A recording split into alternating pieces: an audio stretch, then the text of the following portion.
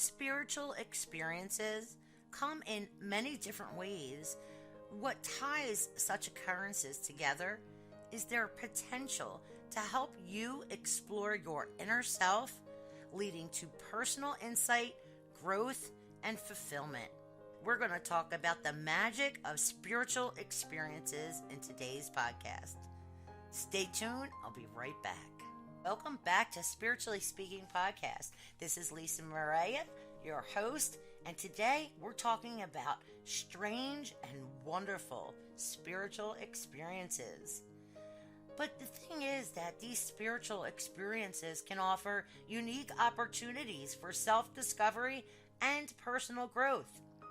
A well-known type of spiritual experience is a vision, where you see, hear, and feel a being or a scene, like a movie in your mind. Visions are all-encompassing and can make you lose awareness of your actual surroundings. A visitation is similar, but involves the appearance of a spiritual being, such as an angel, within the context of the real world. Visions and visitations are influenced by cultural background. For example, many Roman Catholics have had visions of the Blessed Virgin Mary. Somebody that's into Buddhism would experience a vision of Buddha. A spiritual experience can also take the form of sensations or emotions induced by a person, a place, or a thing. Priests and other people noted for their wisdom and compassion often have the power to spark spiritual sensations in others. Some people are sometimes acclaimed as gurus, but anyone from a teacher to a grandparent can invoke these experiences. A place that triggers a spiritual experience may be inhabited by its own spirit, known in Latin as the locus genii. These may be found in an old family home, a tranquil forest clearing, or a temple or shrine. When you encounter a locus genii, you may experience feelings of acceptance and understanding. But then again, there's also negative spirits that inhabit certain places that you don't want to connect with at all, because they may not realize that they're dead, or they may not have gone to the light when they were offered it after crossing over. So a lot of times a spirit will stay earthbound, and these earthbound spirits sometimes become angry because they are continually trying to connect or talk to people, and nobody's answering them because they can't see them, because they don't realize that they're gone. These are the type of spirits that you do not want to connect with, and we'll get more into that in a later podcast. Most spiritual experiences come upon you without even realizing that you're having them or going to have them, and at the time that you least expect them. However, there are certain ways you can induce or enhance a spiritual experience too. A traditional method, as used by shamans, witch doctors, and medicine men, is to subject the mind, body, and spirit to an extreme state. This could include chanting, fasting, taking herbs, exposing the body to heat or cold, and so on. The aim is to induce an altered state of consciousness. For example, like putting yourself into a trance using meditation and hypnosis, or even in dreams, you can explore and have spiritual experiences. With meditation, any type of meditation has the ability to bring on a spiritual experience. Techniques such as visualization can help, as can meditating in a specific location or with a particular person. There are a lot of meditations out there that are specifically to enhance your spiritual experiences, such as meeting crossed over loved ones, or meeting your angels, or enhancing your psychic abilities. What happens is the meditation instructor or the hypnotist will put certain words or suggestions into the script of the guided meditation, which help induce a spiritual experience or a trance. Dreams are another way to have a spiritual experience. Visions and visitations are more likely to come to you in your dreams than at any other time. Get into the habit of keeping a dream diary or a dream journal in which you must write as soon as you wake up, and practice visualization techniques to enhance your dream recall. Now, the reason that spirit can come through to us in dreams more often than while we are in a waking state is because our ego sleeps while we sleep. So we no longer have that block or barrier in front of us. So if you're trying to reach a crossed over loved one or your angels or guides, ask them to come into your dreams.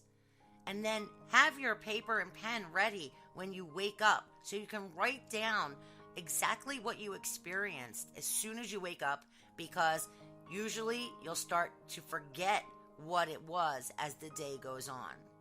I want to remind you that all hypnosis is self-hypnosis. Okay? It's just like when you're driving a car, for example, and you don't even realize how you got to one place or you got home because your mind is so used to doing it that you pretty much go into a trance. It's a trance-like state. Okay, so a hypnotist or meditation, you cannot be told to bark like a dog or cluck like a chicken, in other words. So I don't want you to worry that if you use a hypnosis script or a meditation script, that the suggestions in there are going to make you do anything that you do not want to do, because you are in control always when in meditative state or a hypnotic state. Okay? So let's move on to understanding out-of-body experiences. An out-of-body experience, or OBE, is the name given to a surprisingly common phenomena that may prove the existence of the soul. In a typical OBE, a person feels that their consciousness has left their body and they are floating above, looking down on their physical form. During an OBE, they may pass through walls and cover large distances, visiting places and people, and discovering information. This usually lasts less than a minute, but has been reported to last hours too.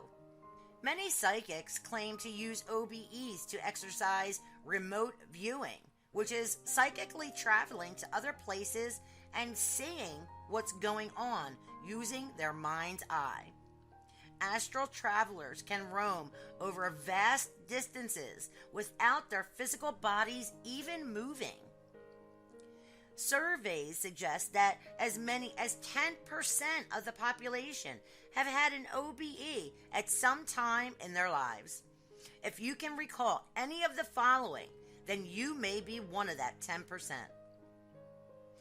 A floating, weightless, or ascending sensation.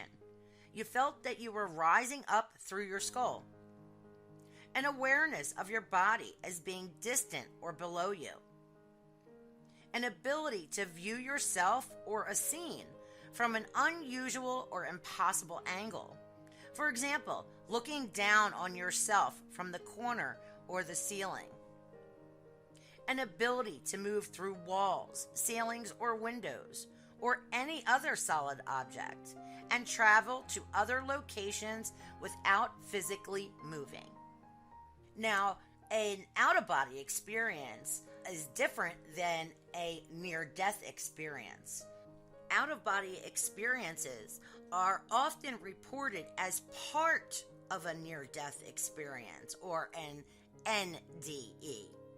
These are different phenomena, but there are links between the two. An NDE occurs when someone's heart has stopped or they are otherwise close to clinical death but are subsequently revived and report having been conscious of a strange sequence of events.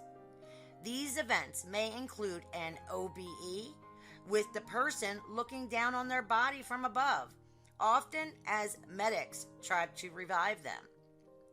This is followed by an awareness of a tunnel with a light at the end. Sometimes a glowing or silvery cord appears to connect to the person's consciousness and goes to their body.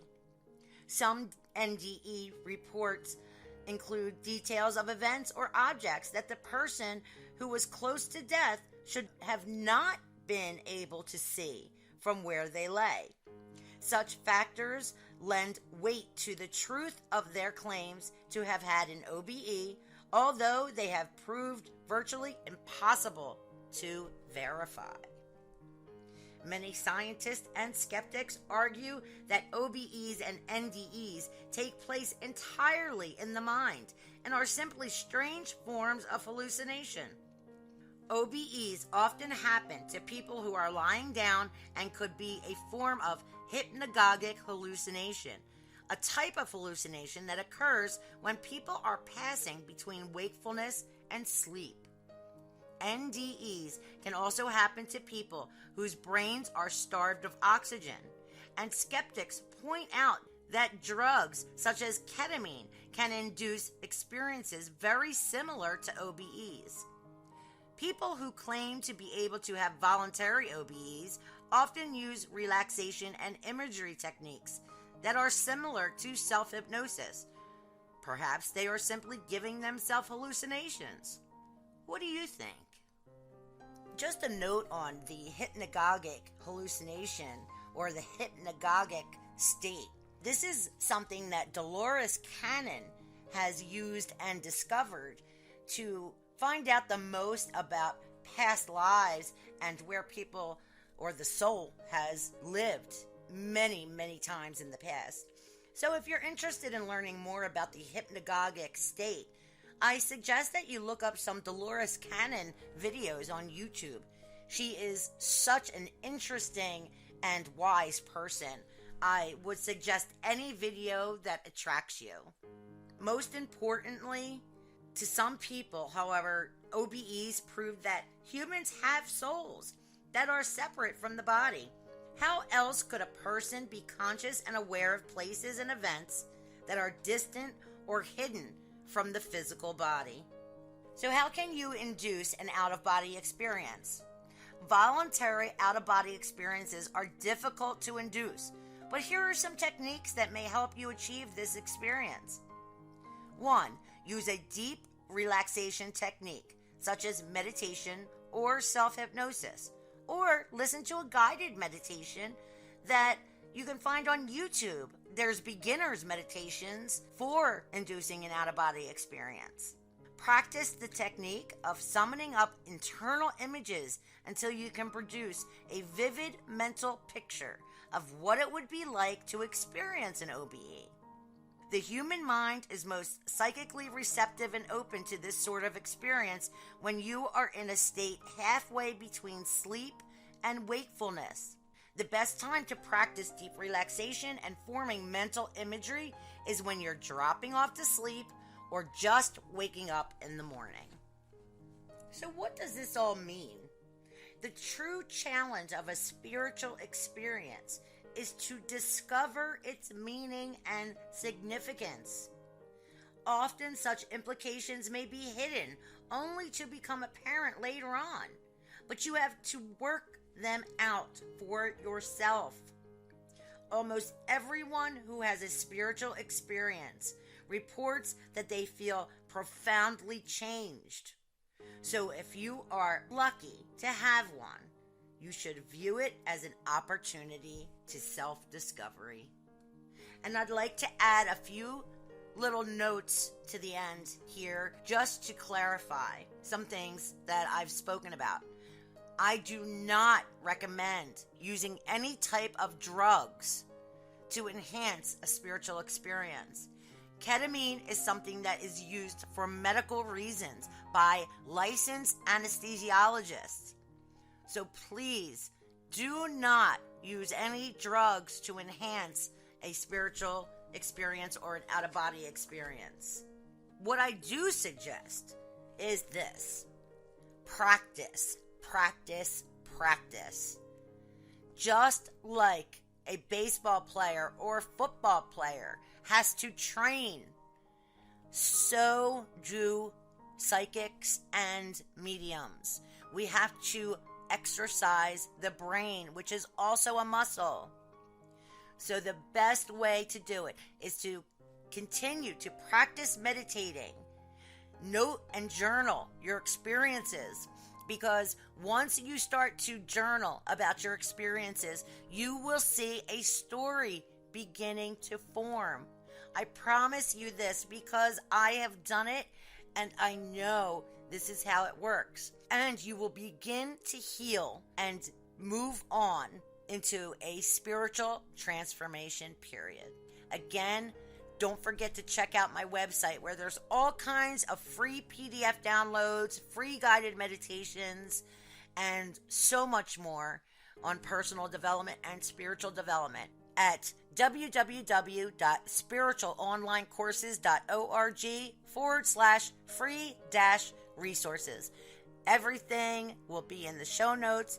I might even link to some great Dolores Cannon videos to help you understand the hypnagogic state. And I, again, hope you enjoyed this podcast as much as I love bringing it to you.